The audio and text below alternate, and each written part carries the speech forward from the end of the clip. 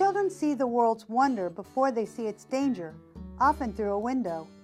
Windows let in views, sunlight, and breezes, but may also pose a safety threat. Every year, the Regional Trauma Center treats many children who fall from windows, and the number is escalating. Don't leave children alone. Injuries can happen in seconds.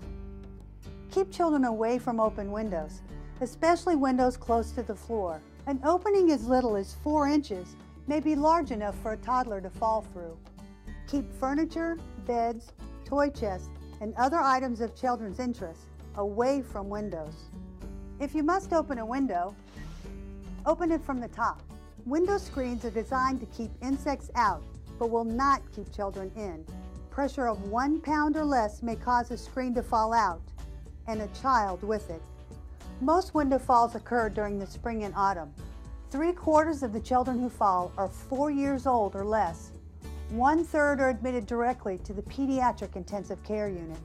The Fairfax County Fire and Rescue Department wants you to help us battle the dramatic increase in the number of toddlers injured as a result of falls from windows. For more information regarding window safety, please contact Public Affairs and Life Safety Education at 703-246-3801 or visit fairfaxcounty.gov/fire.